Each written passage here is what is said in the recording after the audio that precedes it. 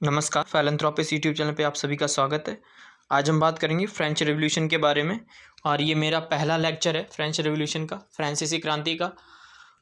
अगर आप इसी यूट्यूब चैनल पर नए हैं तो प्लीज़ इसको सब्सक्राइब कर लीजिए और अगर आपको ये वीडियो अच्छी लगती है तो प्लीज़ इसको लाइक करिए, शेयर करिए और कमेंट भी करिए, बताइए कि ये वीडियो अच्छी लगी है।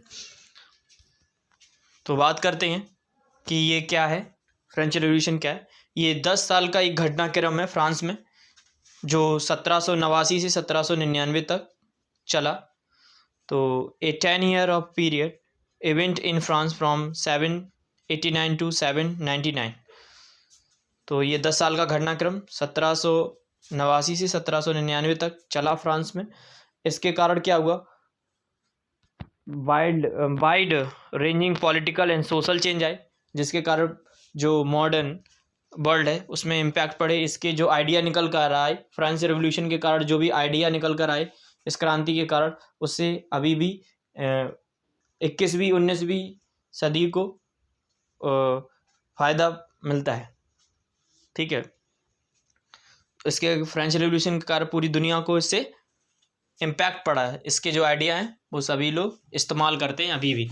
ठीक है, the revolution abolish monarchy, made France A Republic and ended in dictatorship of Napoleon Bonaparte. तो इस रेवोल्यूशन का उद्देश्य क्या था? मोनार्ची को ख़त्म करना, जो राजशाही थी उसको ख़त्म करना, जो राजा राज करता था उसको ख़त्म करना चाहते थे। और इन्होंने इस राजशाही को तो ख़त्म कर दिया, उसके बाद ये फ्रांस रिपब्लिक बन गया, गणतंत्र बन गया, लोगों को आज़ादी मिल गई। And ended in dictatorship of Napoleon. तो मोनार्ची के बाद ये गणतंत्र बन गए, मतलब कि राजशाही खत्म होने के बाद ये गणतंत्र बने, रिपब्लिक बने। उसके बाद ये फिर से डिक्टेटरशिप बन गई, ये फ्रेंच रिवॉल्यूशन के कारण, ये नेपोलियन के कारण। ठीक है, फ्रांस जो है फिर से डिक्टेटरशिप कंट्री बन गया नेपोलियन बोनापार्ट के कारण। ठीक है, तो इस रिवॉल्यूशन के बहुत सारे कारण हैं।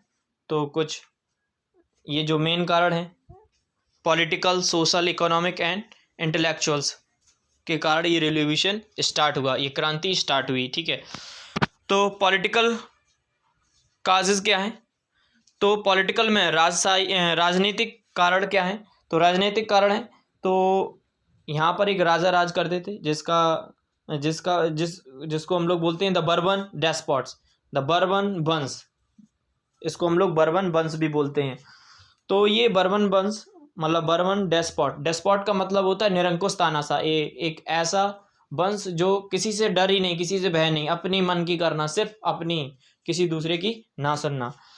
तो ये इसमें जो पॉलिटिकल जो राजा थे वो लुइस 14 थे। इन्होंने फ्रांस में 1643 टू 1715 तक राज किया।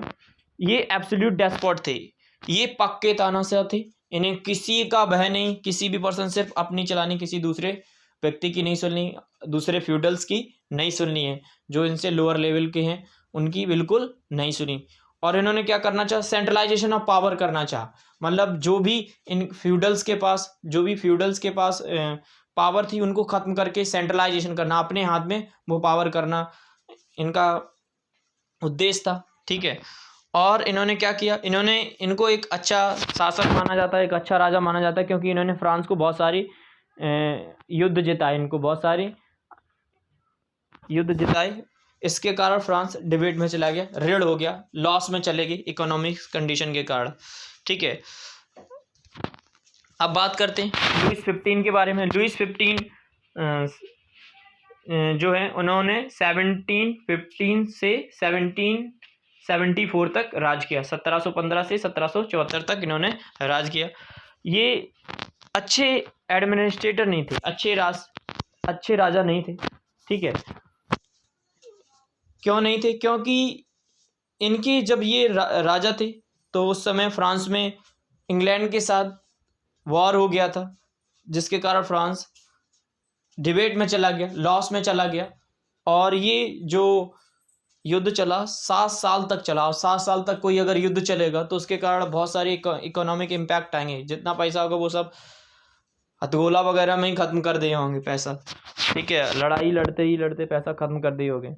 तो इसलिए ये अच्छे राजा नहीं थे, अच्छे एडमिनिस्ट्रेटर नहीं थे। ठीक है, अब उसके बाद बात करते हैं लुइस 16 की बात।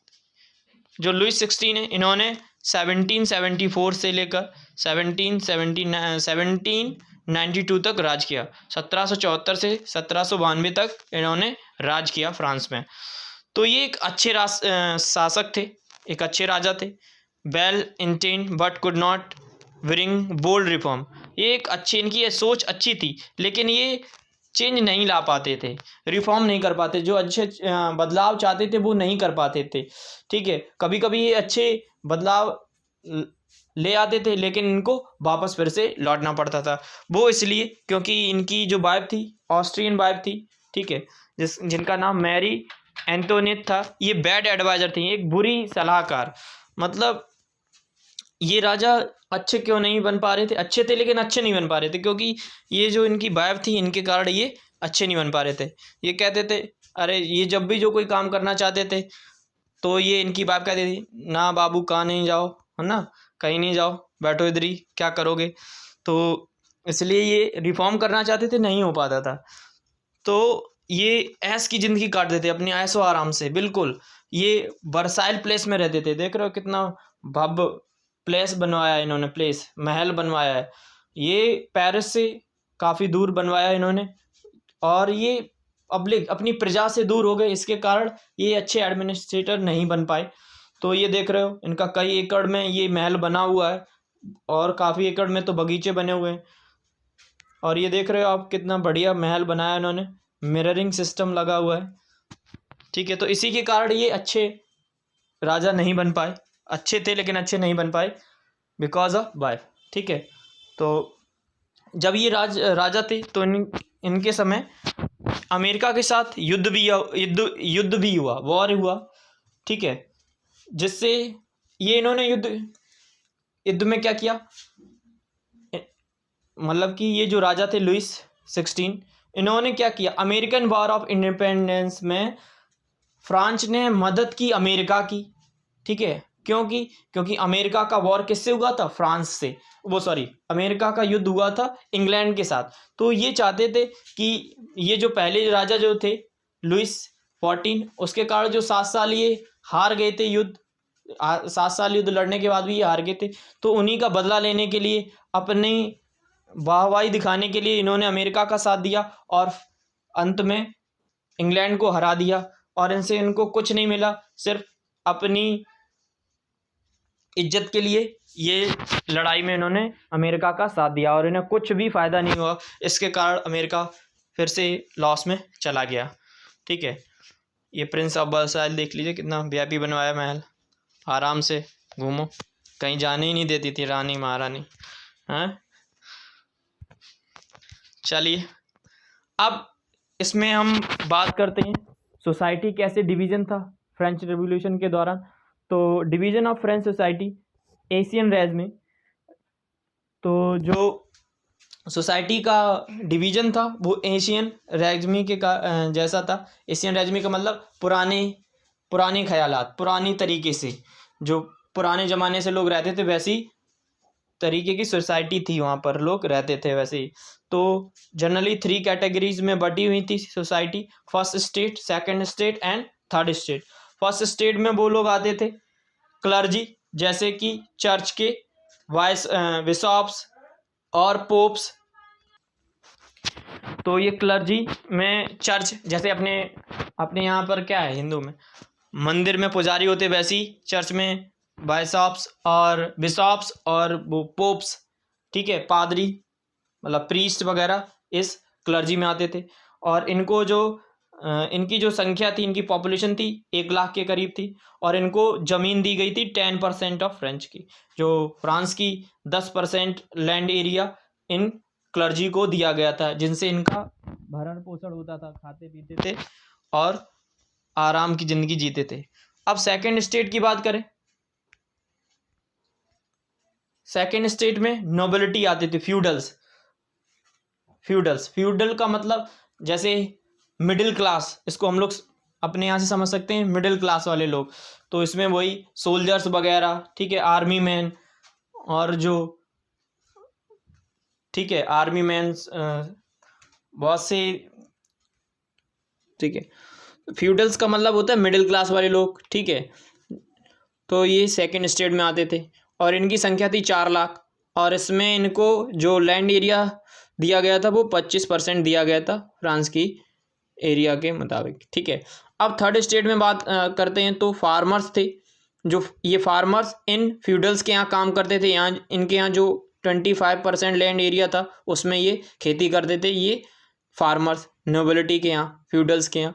फ्यूडल मतलब मिडिल क्लास समझ लेना, जो बीच के लोग आते हैं, जैसे सोल्जर्स, आर्मी वगैरह के लोग, ठीक है, वही लोग, सेनापति जिन्हें बोलते हैं, उनके यहाँ पर, जो राजा के यहाँ पर काम करते थे ऐसे एडवाइजरी, ठीक है। तो उनके यहाँ ये काम करते थे फार्मर।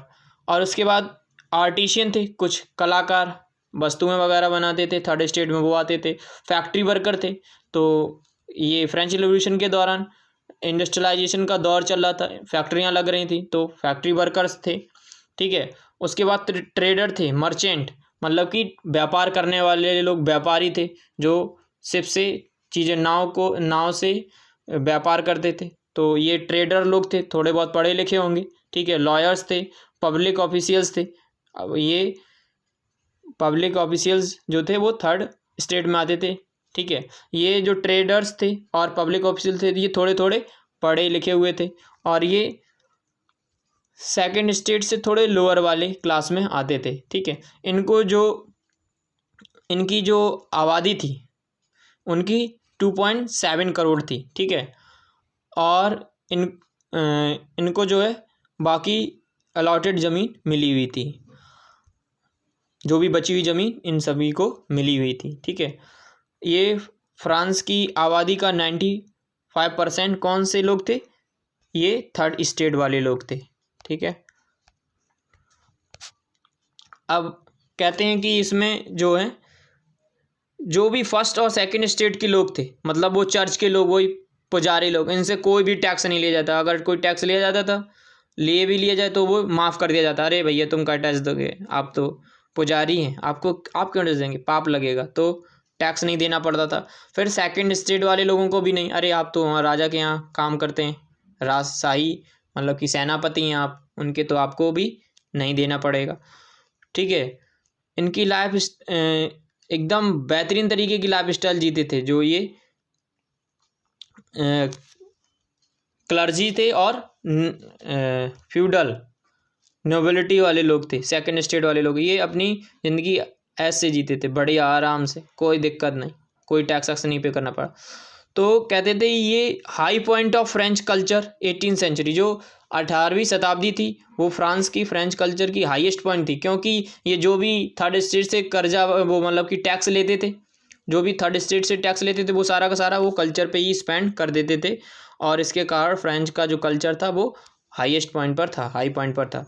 थर्ड स्टेट के लोग जो थे वो बहुत ज़्यादा टैक्स देना पड़ता था, जो भी सेकंड वालों का टैक्स भी देना पड़ रहा है इनको, फर्स्ट वालों का भी, अरे इनको इनसे ही ज़्यादा ले लो, तो सबसे ज़्यादा टैक्स इन्हीं से लिया जाता था, ठीक है। जो भी युद्ध हुआ, यानी कि अरे राजा ने लगा दिया टैक्स, वो देना पड़ रहा है, फ्यूडल्स ने टैक्स लगा दिया, वो देना पड़ रहा है, तो बहुत सारे इनको टैक्स देने पड़ते थे, ठीक है। जो यहाँ पर पढ़ी लिखी आबादी थी, एजुकेटेड मिडिल क्लास सोसाइटी थी, उसको बोलते थे बुर्जोआसी, ठीक है, इसको बोलते थे बुर्जओसी, ठीक है, बुर्जोआसी या बुर्जोआसी, ठीक है। जो मिडिल क्लास पढ़े लिखे लोग थे, जैसे ट्रेडर और वर्कर्स, ट्रेडर्स और वो पब्लिक ऑफिशियल्स, उनको बोलते थे बुर्जोआसी, ठीक है।